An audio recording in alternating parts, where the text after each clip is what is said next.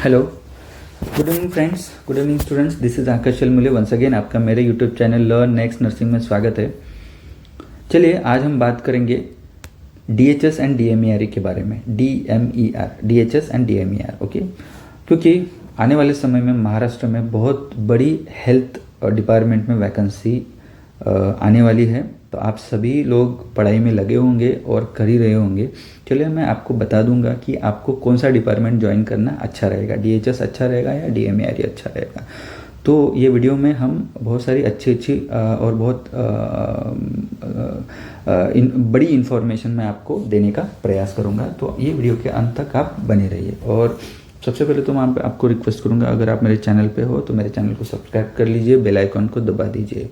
और my dear students, ये video को लाइक करना ना भूलें। आपके एक लाइक से मुझे मोटिवेशन मिलता है आपके लिए अच्छे वीडियो लेकर आने के लिए। तो चलिए शुरू करते हैं। तो अब बात करते हैं DHS के बारे में। सबसे पहले DHS का मतलब क्या होता है? Directorate of health services. Okay, DHS DMER ये दोनों भी जो हेल्थ मिनिस्ट्री है जो महाराष्ट्र की, उसके अंडर ही आती है। ठीक है, जो आरोग्य विभाग के अंडर में आता है, बट दोनों का काम अलग अलग है। DHS क्या करता है? हेल्थ सर्विसेज प्रोवाइड करता है, एंड DMER क्या करता है? मेडिकल एजुकेशन प्रोवाइड करता है। ठीक है, DHS के अंदर डिस्ट्रिक्ट हॉस्पिटल्स आते हैं, सब डिस्ट्रिक्ट हॉस्पिटल्स आते हैं, रूरल हॉस्पिटल्स आते हैं। जैसे कि आप देख रहे हो, डिस्ट्रिक्ट हॉस्पिटल 250 से 500 बेडेड का रहता है। ठीक है, सब डिस्ट्रिक्ट हॉस्पिटल 50 to 100 बेड का रहता है, रूरल हॉस्पिटल 30 बेड का रहता है। अब DHS के अंदर बहुत सारे प्रशासकीय विभाग बने हैं, जैसे नागपुर है, अकोला है, पूना है, देन इधर ठाणे है, ठीक है, कोल्हापुर है। तो ऐसे अलग अलग, नासिक है, इसे अलग अलग विभाग बने हैं, और हर एक विभाग की जो वैकेंसी है, ठीक है, पर्टिकुलर विभाग में वैकेंसी आते हैं। और ये विभागों में अंतर्गत बदली भी नहीं होती है, क्योंकि जो ट्रांसफ़र होते रहते हैं वो अपने अपने डिपार्टमेंट में ही होते हैं। जैसे नागपुर विभाग की अगर रहेगा तो नागपुर विदर्भ में जितने जो डिस्ट्रिक्ट हॉस्पिटल है, सब डिस्ट्रिक्ट हॉस्पिटल से, वो नागपुर विभाग में ही आते हैं। ठीक है, DHS DMER में एक ही फर्क, ये सैलरी का कोई फ़र्क नहीं है, स्टाफ नर्स का बेसिक उतना ही रहता है। सिर्फ फ़र्क कहाँ पे आता है? आपका एरिया पोस्टिंग कहाँ पे है। ठीक है, एरिया ऑफ पोस्टिंग। अब नक्सलाइट है तो वहाँ पे एक इंक्रीमेंट बढ़ के आता है आपको, ठीक है, जो कि बेसिक बनता है 35,400 का। अगर नक्सलग्रस्त विभाग में चले जाओगे तो आपका बेसिक बन जाएगा स्टार्टिंग 38,600 का बन जाता है। तो यही फ़र्क है। देन उसके बाद HRO का फ़र्क आता है।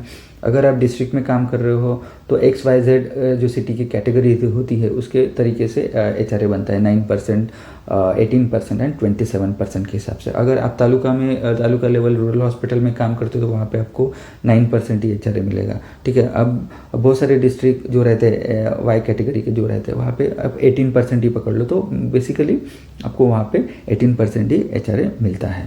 ठीक है, तो यहाँ पे आपको बता दूँ, आप देखो DHS में काम करने के फ़ायदे क्या है। बहुत सारे जो लोग रहते हैं उनको अपना गांव, अपना विलेज, अपना घर छोड़ के जाने की इच्छा नहीं है। जैसे अभी समझ लो कोई चंद्रपुर का अगर लड़का है तो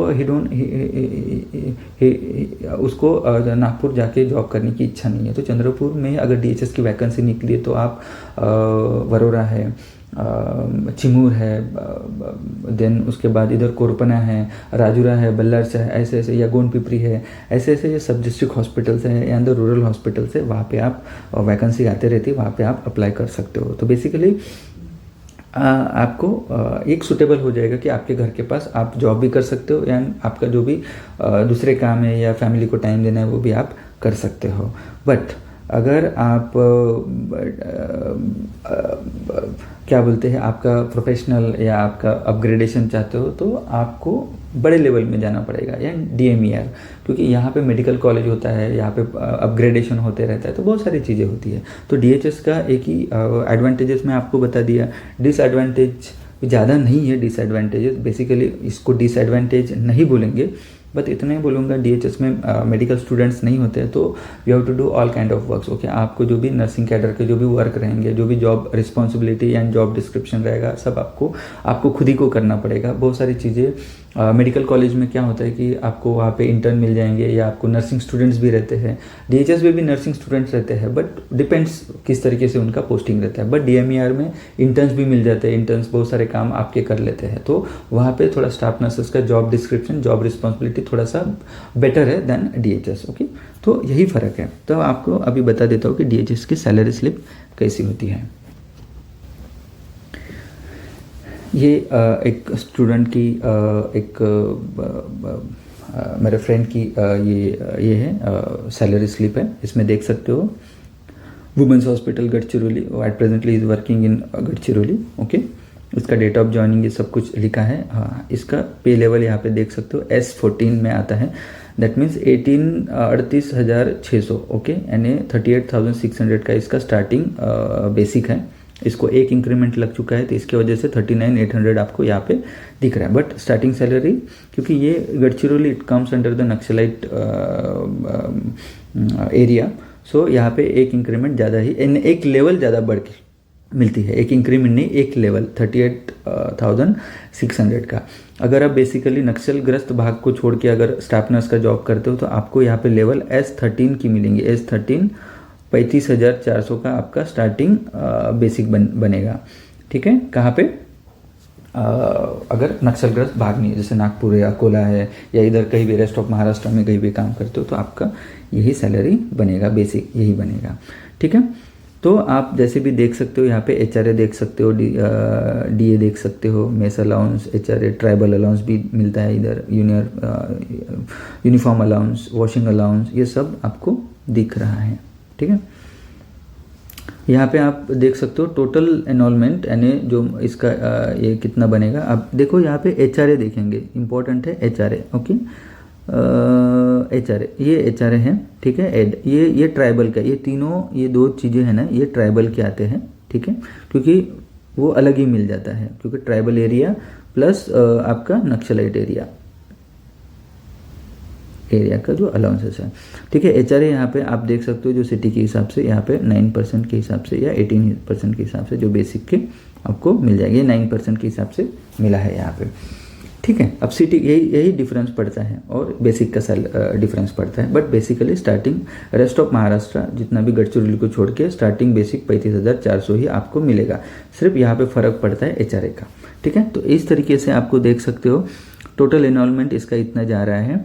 तो बेसिकली आप अगर गढ़चिरौली छोड़ के कहीं और DHS में अगर काम करते हो, तो आपका सैलरी मोस्ट टू मोस्ट कितना जाएगा, यहाँ पे सैलरी जाएगा आपका 62,000 इसका अपना सैलरी जाएगा। इसमें से ये कटिंग से, यहाँ पे कटिंग्स देख सकते हो, यहाँ पे income tax, voluntary income tax बोलेंगे इसको आप, professional tax, GIS and deduction gross यहाँ पे मिलता है, और ये ग्रॉस डिडक्शन यहाँ पे कट हो जाता है। ठीक है, और DCPS इतना, तो ऐसे मिला के आपको नियर अबाउट 55,000 आपके हाथ में आ जाएगा। ओके, 52K, ओके, 50 से 52,000 का सैलरी आपको आ जाएगा। ठीक है, ये कुछ इस तरीके से सैलरी स्लिप सेवार्थ में लॉगिन करके आपके क्रेडेंशियल बन जाते हैं ज्वाइनिंग के बाद। उसके बाद आप डाउनलोड करके आपके मंथली एनरोलमेंट या मंथली जो सैलरी है वो आप देख सकते हो। ठीक है, ये हो गया DHS के बारे में। अभी हम बात करेंगे DMER के बारे में।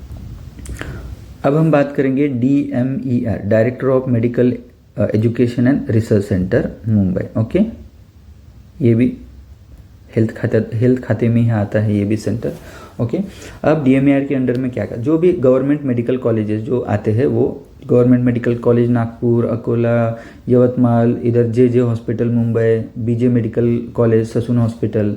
ठीक है, उसके बाद GMC औरंगाबाद, GMC क्या बोलते हैं, बहुत सारे जितने भी हैं, GMC कोल्हापुर।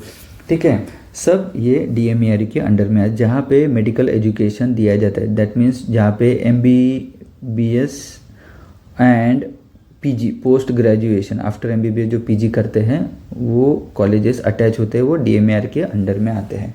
बेसिकली ये मोस्टली डिस्ट्रिक्ट लेवल पे रहते हैं, डिस्ट्रिक्ट लेवल पे। ओके, ठीक है, अब सीधी बात बोल दो, DMER में काम करने का एडवांटेजेस क्या है। DMER में काम करने का एडवांटेज यही है कि यहाँ पे एमबीबीएस स्टूडेंट रहते हैं, देन नर्सिंग कॉलेजेस भी अटैच रहते हैं इसको, ठीक है। नर्सिंग कॉलेजेस के भी स्टूडेंट रहते हैं, वहाँ पे एमएससी के भी स्टूडेंट्स रहते हैं, वहाँ पे पोस्ट ग्रेजुएशन जो एमबीबीएस के बाद जो पीजी करते हैं, पोस्ट ग्रेजुएट करते हैं, वो भी स्टूडेंट्स रहते हैं। तो जो एज अ स्टाफ नर्स अगर आपकी यहाँ पे ज्वाइनिंग हो जाती है तो आपका जो जॉब डिस्क्रिप्शन रहता है वो थोड़ा सा हाई लेवल का होता है, आपको काम करने में मज़ा आता है क्योंकि बहुत सारी रिस्पॉन्सिबिलिटी आपकी थोड़ी सी कम हो जाती है दैन डीएचएस में पूरा काम आपको करना पड़ता है। यहाँ पे वर्क का डिस्ट्रीब्यूशन हुआ रहता है डीएमईआर में, डीएचएस में ऐसा नहीं होता है, ठीक है। अब डीएमईआर बेसिकली ये डिस्ट्रिक्ट लेवल पे होता है, तो डिस्ट्रिक्ट लेवल में जैसे जीएमसी नागपुर है, जीएमसी औरंगाबाद, ससून है, मुंबई है, तो यहाँ का जो लाइफस्टाइल है, बहुत सारे लोगों को क्या रहता है कि उनको ग्रॉस रूट लेवल पे काम करना नहीं होता है, या जिनको वो अपनी सिटी से कहीं और काम करना चाहते हैं, ऐसे लोगों के लिए डीएमईआर काफ़ी अच्छा है। प्रोफेशनल ग्रोथ, देन उसके बाद आपकी फैमिली एक्सटेंड करने के लिए आपको फ़ायदेमंद रहता है। यहाँ पे एजुकेशन अच्छा मिलता है लड़कों को या आपके फैमिली को, या कुछ भी जॉब अपॉर्चुनिटी के अलावा आपको बहुत सारी अपॉर्चुनिटीज़ आपको सिटीज़ में काफ़ी अच्छे से मिल सकता है। तो यही फ़ायदा है, सैलरी में कोई फ़र्क नहीं है, सिर्फ एचआरए का फ़र्क आता है, ठीक है। बेसिकली यहाँ पे 20%, यहाँ पे 18% एचआरए एंड 27% एचआरए लागू होते हैं। बेसिकली अब पुणे एंड मुंबई में आपको 27% एचआरए मिलता है, बाकी जगह पे 18% एचआरए आपको मिलता है। बाकी इसका स्टार्टिंग बेसिक 35,400 का ही होता है। तो इसका भी मैं पेमेंट स्लिप दिखा दूंगा कि किस तरीके से आपको सैलरी बन सकती है अगर डीएमईआर आप ज्वाइन करोगे तो, ठीक है। ये देखिए डीएमईआर में काम करने वाले जीएमसी नागपुर के जो कैंडिडेट है उनकी पेमेंट लिस्ट है, पेमेंट स्लिप है ये। देखो यहाँ पे S13 ये स्टार्टिंग सैलरी आपकी S13 लेवल 7 के हिसाब से 35,400 आपका बेसिक बनेगा यहाँ पे। अब देखिए ये कैंडिडेट की ज्वाइनिंग 2014 की है, तो ये काफ़ी उसका एट प्रेजेंट 44,900 का बेसिक है, बट आपका अगर एज अ फ्रेशर आप ज्वाइन करते हो तो आपकी जो बेसिक बनेगा 35,400 का यहाँ पे। तो यहाँ पे आपको 35,400 ही आएगा, ठीक है। उसके बाद इसके हिसाब से एचआरए 18%, उसके बाद डीए आपको ये बेसिक और इसके हिसाब से ये license fee, mess allowance, uniform allowance, dearness allowance, D arrears वगैरह कुछ मिलता है। तो ये मत पकड़िए पर्टिकुलर, ये डी एरियस अलग होता है। CLA कुछ रहता है 7P का, washing allowance, TA on DA 2700 का ये TA ऑन DA भी मिल रहा है, ठीक है। तो ये ग्रॉस एडजस्टमेंट कुछ इस तरीके से इनका सैलरी इतना दिख रहा है, बट एज अ फ्रेशर आप अगर ज्वाइन करते हो यहाँ पे तो आपको सैलरी इसमें यहाँ पे भी जाएगी 65K के आसपास सैलरी जाएंगी, ठीक है। तो 65K में से आपका कुछ रिकवरीज पकड़ लो, ये कटिंग है, इनकम टैक्स पकड़ लीजिए, professional tax, then GIS deduction, ये सब पकड़ के आपको ये सब मत देखिए, ठीक है। अगर ये देखेंगे तो कंफ्यूज हो जाएगा। तो आपका मोस्टली यहाँ पे 55K की सैलरी आपको इनिशियल सैलरी जा सकती है अगर डीएमईआर में कहीं पे भी आप ज्वाइन कर रहे हो। मुंबई में ज्वाइन कर रहे हो तो एक या 2 हज़ार का फ़र्क पकड़ लीजिए, आपको यहाँ पे आएगा, ज़्यादा ही आएगा, 55 से 57 हज़ार हो जाएगा आपका अगर मुंबई में ज्वाइन करते हो। नागपुर में ज्वाइन करते हो तो थोड़ा सा एचआरए का ही प्रॉब्लम आएगा, औरंगाबाद में भी वही प्रॉब्लम, बाकी कुछ नहीं, ज्वाइन आप कहीं पे भी कर सकते हो। 1 या 2 हज़ार का ही फ़र्क मैक्स टू मैक्स आपको मिलेगा कोई भी डीएमईआर के हॉस्पिटल में या जीएमसी के हॉस्पिटल में आपको ज्वाइन करोगे तो इतना ही फ़र्क आएगा, ज़्यादा फ़र्क नहीं आता है। होप सो आप सभी को समझ में आ गया होगा कि आपको सैलरी डिफरेंसेस क्या होने वाली है डीएमईआर और डीएचएस में, ठीक है।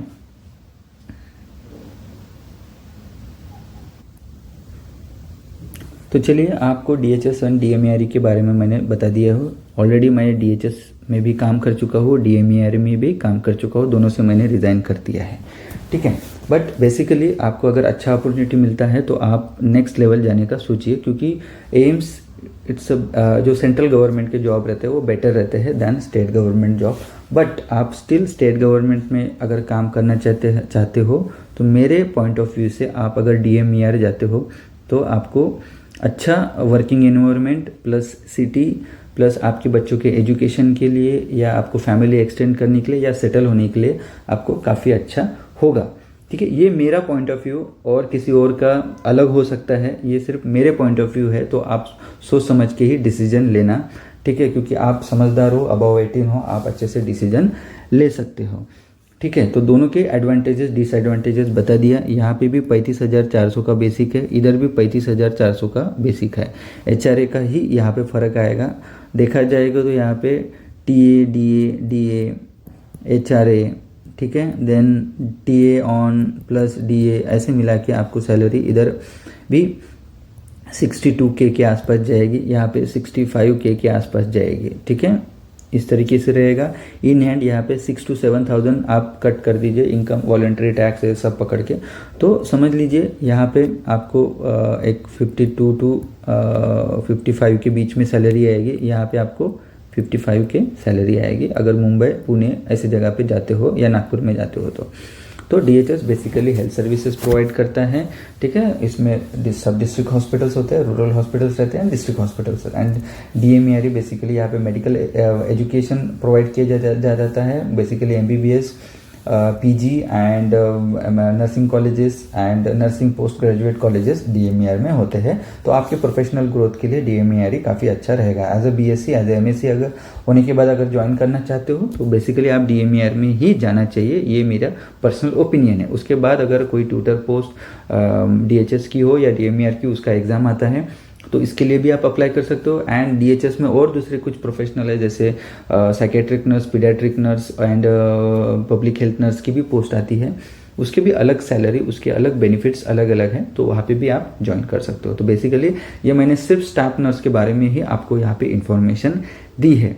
ठीक है, आप सोच समझ के ही कहाँ पे ज्वाइन करना वो सोच सकते हो। बट एग्ज़ाम अगर दोनों की आती है तो दोनों की ही एग्ज़ाम आपने देनी है। ओके, उसमें से बेटर चॉइस है DMER आपके लिए। तो अगर ये वीडियो आपको पसंद आता है तो ये वीडियो को लाइक करिए, अपने दोस्तों के साथ मैक्सिमम शेयर करिए और अपना डिसीजन खुद लीजिए। थैंक यू दोस्तों, जय हिंद।